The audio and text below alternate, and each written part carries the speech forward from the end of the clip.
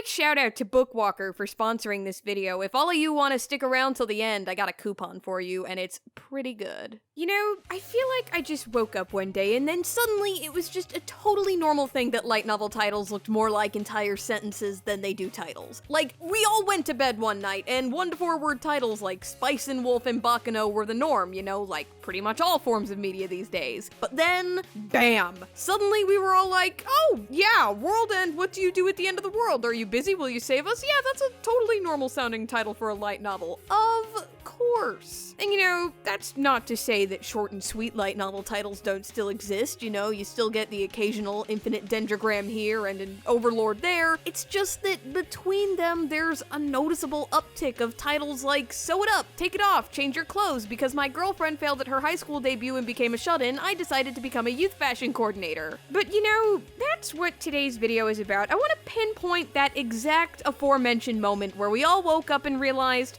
huh, wow, light novel titles sure are getting long these days. So, all that being said, let's do it. Let's go ahead and find out when light novel titles started to get so long.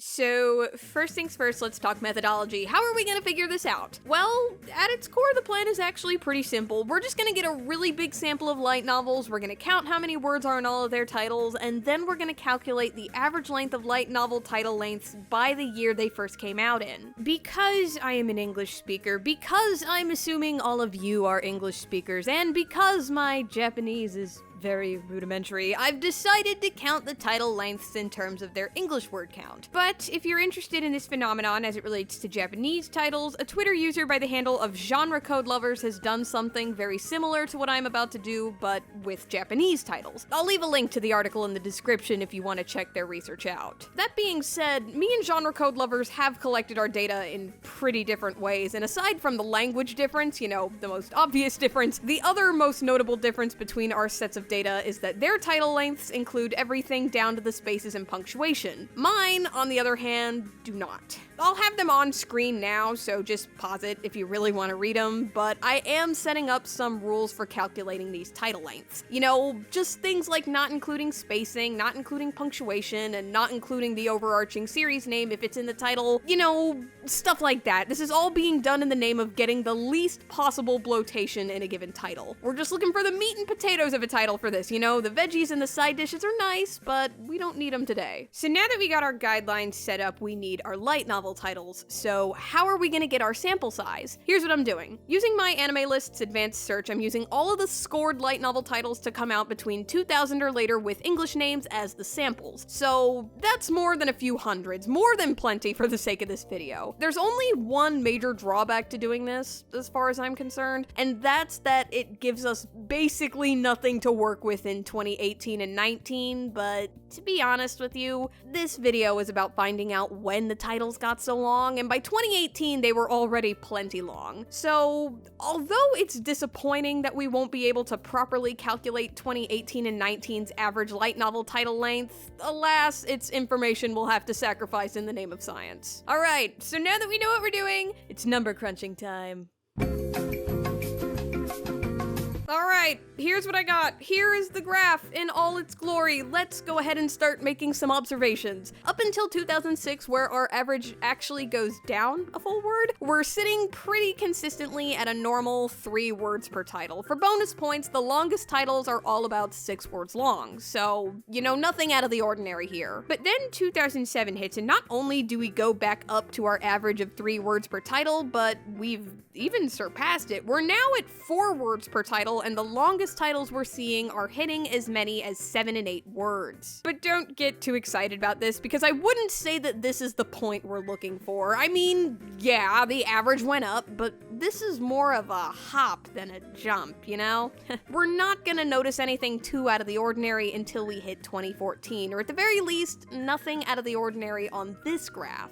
I want to show you another graph I made in tandem with this one. This graph indicates how many titles in a given year have upwards of 10 words in it, since I think that's a pretty fair threshold for having a definitively long title. But anyways, this chart is important because this chart is showing us what's going on behind the scenes of our averages chart. And the first time we see a title with more than 10 words comes up in 2009. We got What If a Female Manager of a High School Baseball Team Read Drucker's Management. And from that point forward, every year has at least one. But then as soon as 2011, we start seeing a noticeable uptick. We go from 1 per year to 4. Yeah, that definitely escalated quickly. So let's go ahead and take another look at our other chart of average title lengths. So according to the long title lengths chart, 2009 is when the long titles started to appear, but 2011 is when we started getting a noticeable increase of them. And yet the average title length in both years is still the same. We're still at 4. So what does this mean? It means that although they're being diluted with a healthy number of 1 to 5 word titles, so, you know, normal titles, the groundwork is being laid for a sudden boom of long titles to appear. You know, at this point, it's just a matter of waiting for the number of long titles to increase enough to catch up with the number of normal titles. And sure enough, we're gonna see that start to happen in 2014. So, in 2014, we see a noticeable jump in the number of titles with more than 10 words and in average title lengths overall. 2015's numbers are